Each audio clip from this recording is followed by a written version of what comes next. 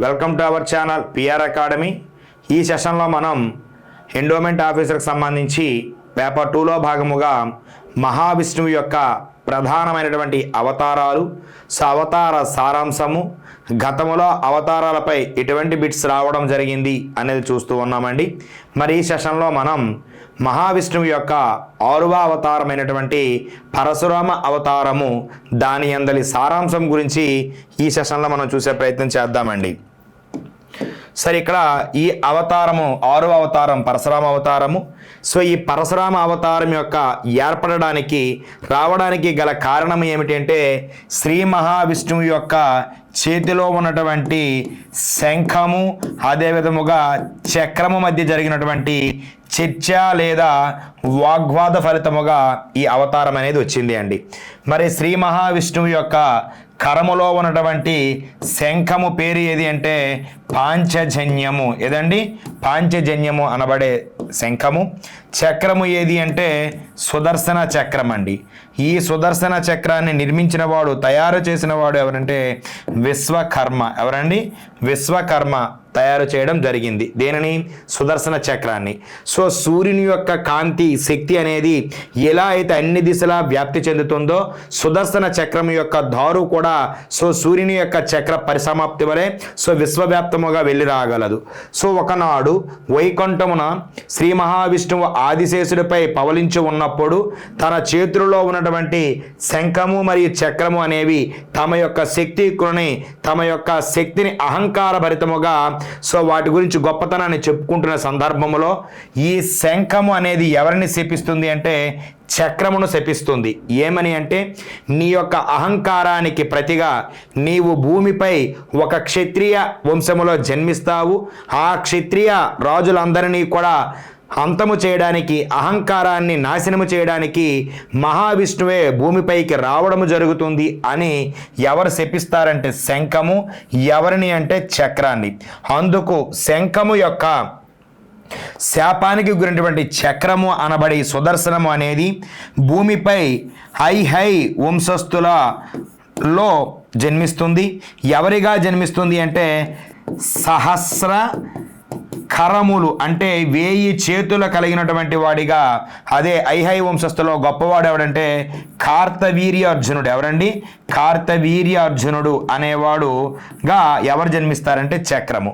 So దాని యొక్క అహంకారాన్ని అంటే కార్తవీర్యార్జునుడి యొక్క అహంకారాన్ని అంతము చేయడానికి వచ్చినటువంటి అవతారం ఏది అంటే పరశురామ అవతారము. సో ఇక్కడ మనం ప్రధానంగా పరిశీలించినట్లయితే పరశురాముని యొక్క వంశము ఏది అంటే భృగు వంశం అండి. ఏ వంశము? భృగు వంశము. ఇక్కడ పరశురాముని యొక్క వంశములో సో తాత పితామహుడు ఎవరంటే రుచీకుడు, తండ్రి ఎవరంటే జమదగ్ని. ఎవరండి? జమదగ్ని. జమదగ్ని యొక్క కుమారుడే పరశురాముడు. పరశురామునికి మరొక పేరు ఏదంటే భార్గవరాముడు. సో భార్గవరాముని యొక్క అసలు పేరు ఏమిటంటే రామభద్ర. ఏదండి? రామభద్ర అనేది ఎవరి యొక్క పూర్వనామం అంటే భార్గవరాముడి యొక్క పూర్వనామం అండి. సో ఇక్కడ జమదగ్ని యొక్క భార్య ఎవరు అంటే రేణుకామాత. ఎవరండి? రేణుకామాత అనేది జమదగ్ని యొక్క భార్య. సో ఇక్కడ భృగు వంశములో జన్మించినటువంటి భార్గవరాముడు ప్రారంభము నుండి కూడా ఎవరి యొక్క భక్తుడు అంటే శైవ భక్తుడండి, శివుని యొక్క భక్తుడు. సో శివుని ఆరాధించడం వలన శివుడు ప్రత్యక్షమై తనకి నేరుగా అందించినటువంటి ఆయుధము ఏది అంటే పరుసవ. దాన్ని ఏమంటామంటే గండ్ర గొడ్డలి అంటామండి. గొడ్డలి అని చెప్తూ ఉంటాము. సో అది మంది ఈ గొడ్డలి పేరు ఏమిటి అంటే సో విద్యాధర అనబడే గొడ్డలి అండి. సో గొడ్డలి పేరు ఏమిటంటే విద్యాధర అనబడే గొడ్డలిని అందించడం జరుగుతుంది. అంటే అస్త్రము అంటాము. సో అర్జునుడికి ఇచ్చింది ఏదంటే పాశుపత అస్త్రము అంటున్నాము కదా. సో అటువంటిది. సో మరికొన్ని సమయాలలో మనం ప్రధానంగా పరిశీలించినట్లయితే ఇప్పుడు కార్తవీర్యార్జునుడు అనేవాడు యదువంశమునకు లేదా యదువంశ పూర్వీకుడు, ఐహై వంశానికి చెందినటువంటి వాడు. సో ఇదిలా రోజులు గడుస్తున్నప్పుడు ఇక్కడ జరిగిన ప్రధాన సంఘటన ఏమిటో ఒకసారి చూసే ప్రయత్నం చేద్దాం. సరే, ఒకనాడు జమదగ్ని సో ఆ యొక్క ఆశ్రమములో ఉండగా తన యొక్క పరిచర్యలు చూస్తున్న వారు ఎవరంటే తన భార్య అయినటువంటి రేణుకామాత. ఒకనాడు రేణుకామాత నది నీటికై వెళ్ళి సో అక్కడ చిత్రాంగదుడు అనబడే గంధర్వుడు తమ యొక్క భార్యలచే జలకాలాటాన్ని గమనిస్తూ ఉండిపోతుంది రేణుకామాత. సో ఈ సమయానికి రావాల్సిన తన భార్య ఇంకా రాలేదు ఏమిటి అని తన దివ్యజ్ఞానంలో చూస్తూ ఉంటాడు జమదగ్ని. అంటే సో రేణుకామాత యొక్క మనస్సు అనేది, దృష్టి అనేది కామం వైపు మరలింది అనే అంశతో సో తనని దరిచేరడానికి ఇష్టము లేక తన యొక్క నలుగురు బిడ్డలని కూడా పిలిచి తన తల్లి అయినటువంటి రేణుకామాతని సంహరించమని ఆజ్ఞాపిస్తాడు. కానీ ఎవరూ ముందుకు రాడు. అప్పుడే అడవుల నుండి దర్భలను, యజ్ఞవాటికి కావలసినటువంటి సంభారాలన్నీ తీసుకొచ్చినటువంటి ఈ యొక్క జమదగ్ని పరశురాముడి వైపు చూసి నీ తల్లిని అదే విధముగా నీ సోదరులను కూడా హతించమని కోరగా తండ్రి ఆజ్ఞానుసారము పితృవాక్య పరిపాలనార్థము సో ఇచ్చిన మాట ప్రకారము ఆజ్ఞానుసారం తల్లిని తన యొక్క సోదరులను కూడా సో మనవాడు నరికివేయడం జరుగుతుంది. ఈ సమయంలో తన మాట విన్నందుకు గాను నీకు ఏమి కోరిక కావాలో కోరుకానగా సూక్ష్మ బుద్ధితే పరశురాముడు తన యొక్క నిర్జీవముగా పడి ఉన్నటువంటి తన తల్లిని తన సోదరుని బ్రతికించమని కోరుతాడు. ఎవరంటే పరశురాముడు. తన యొక్క సూక్ష్మ బుద్ధి గమనించినటువంటి జమదగ్ని నీవు చిరంజీవి అవుతావు అని మనవానికి వరం ఇవ్వడం జరుగుతుంది అండి. ఇలా జరుగుతున్న తరుణములో ఒకనాడు భూమిని జయించి వస్తున్నటువంటి వాడెవడంటే కార్తవీర్యార్జునుడు. సో కార్తవీర్యార్జునుడు అనేవాడు మాహిష్మతి సామ్రాజ్యాధిపతి అండి. సో మాహిష్మతి నగరానికి వెళ్తుండగానే తనకు తన పరివారానికి ఆకలి వేస్తుందని అక్కడే ఉన్నటువంటి జమదగ్ని ఆశ్రమానికి వెళ్ళడం జరుగుతుంది.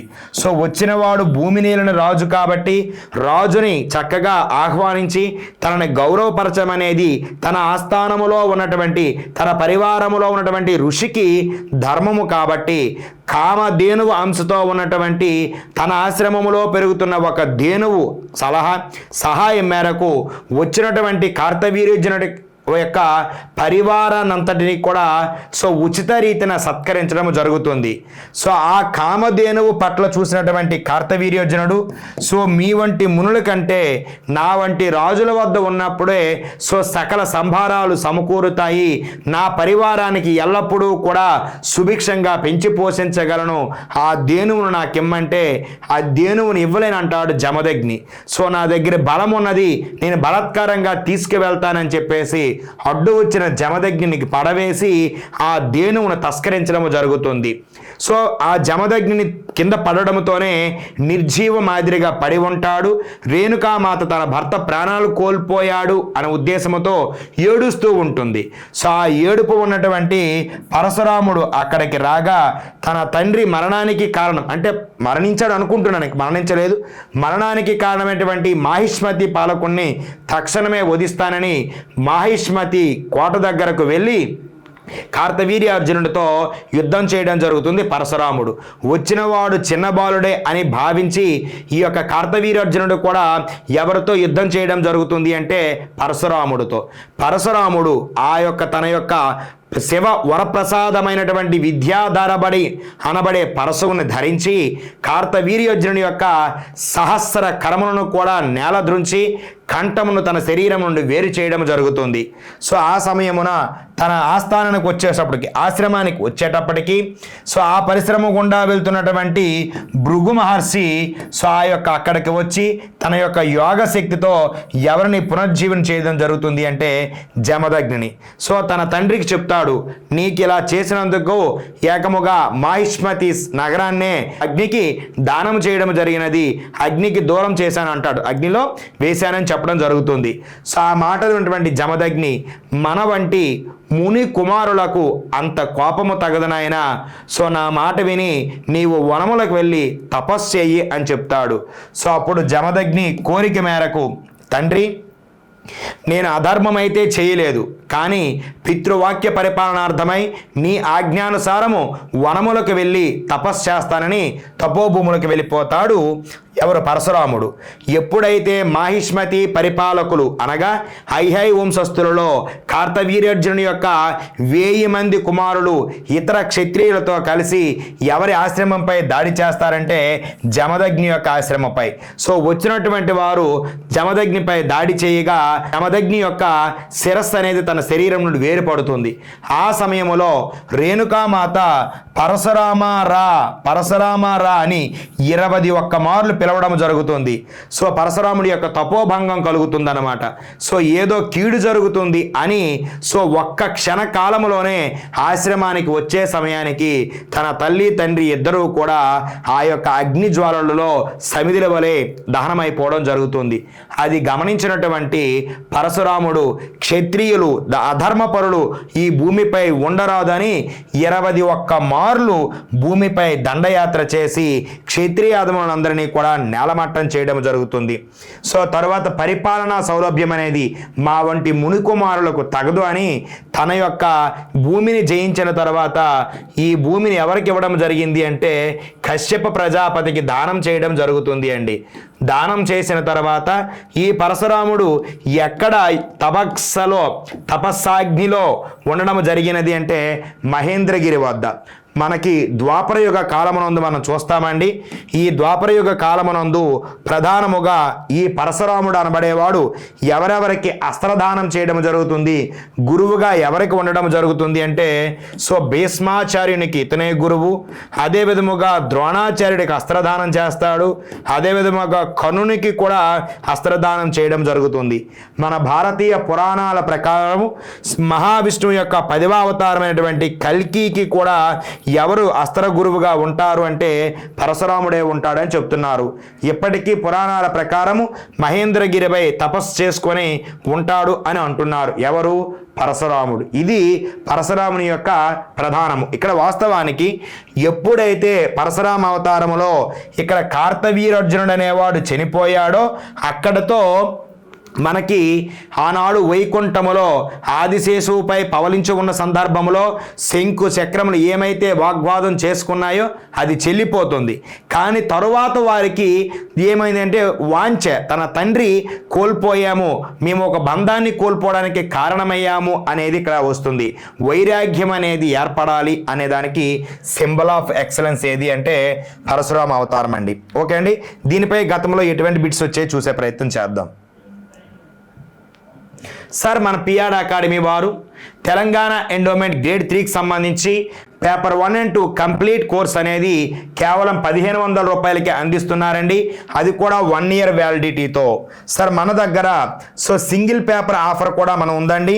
సో పేపర్ 2 కావాల్సి వచ్చిన వాళ్ళు కేవలం 999 రూపాయలకి, లేదు సార్ మాకు పేపర్ 2 కావాలి 1 కావాలనుకున్న వారికి కూడా 999 రూపాయలకి అందిస్తూ ఉన్నాం. మన దగ్గర కంప్లీట్ కోర్స్ అనేది తెలుగు మీడియంలో చెప్పబడింది. Material, practice bits, grand test, అదేవిధముగా మోడల్ పేపర్స్ అనేవి బైలింగ్వల్ మోడ్లో మన యాప్లో ఇవ్వడం జరిగింది అండి.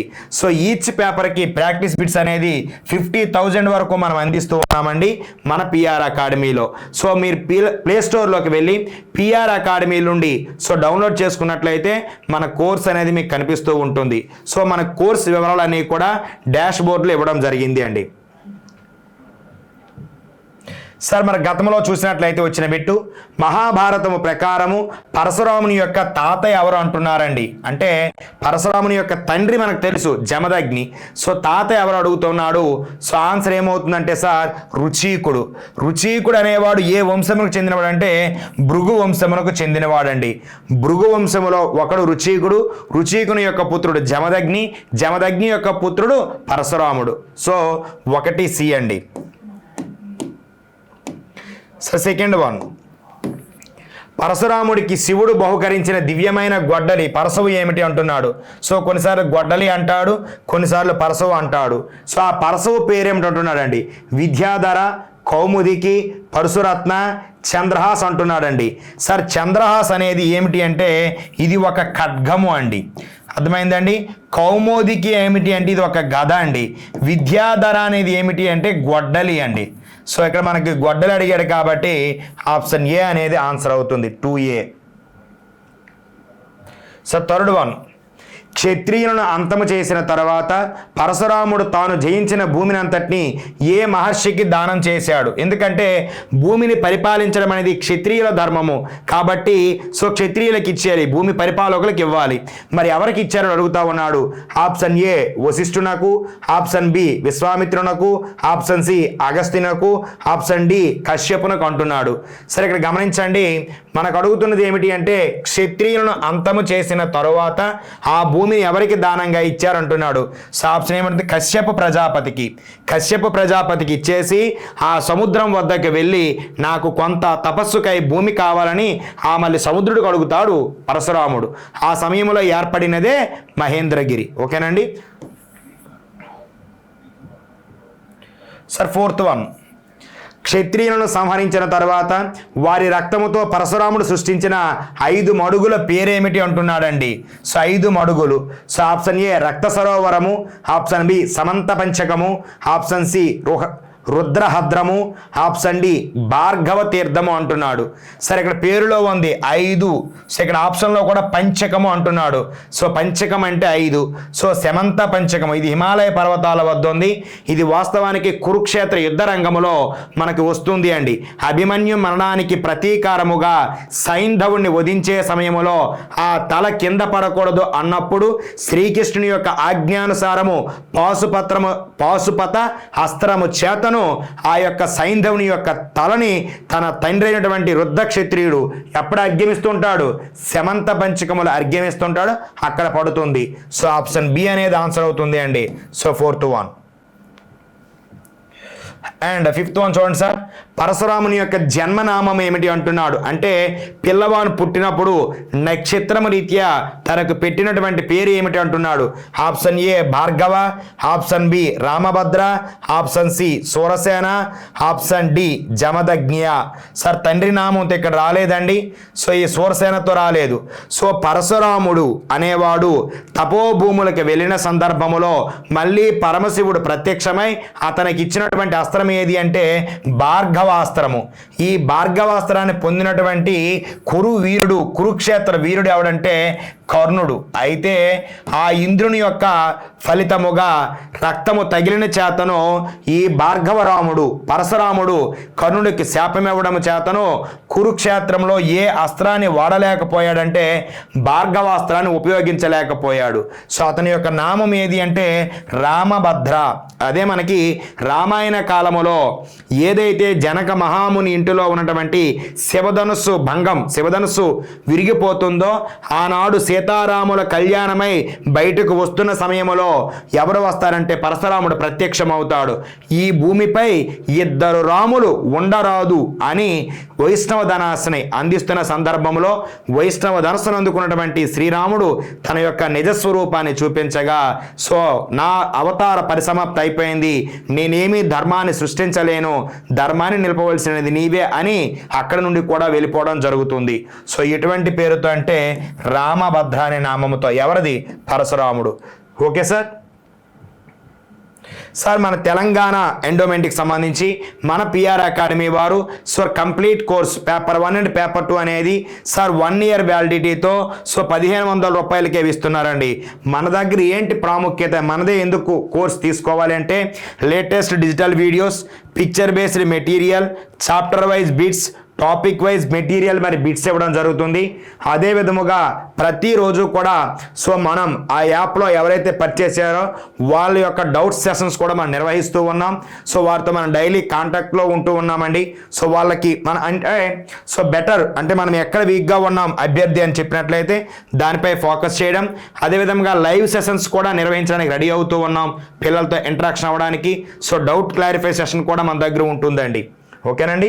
సో మన దగ్గర సో పేపర్ 2 కావాల్సిన లేదా పేపర్ 1 సింగిల్ పేపర్ కావాలనుకున్న సో 999కే మనం కోర్స్ ఆఫర్ చేస్తూ ఉన్నామండి మన పిఆర్ అకాడమీ వారు. ఓకేనండి. సార్ ఇక్కడ గమనించినట్లయితే ఈ సెషన్లో మనం శ్రీ మహావిష్ణువు యొక్క 6వ అవతారమైనటువంటి పరశురామ లేదా భార్గవ అవతారం గురించి ఈ సెషన్లో మనం చూడడం జరిగింది. ఓకేనండి. Thank you one and all.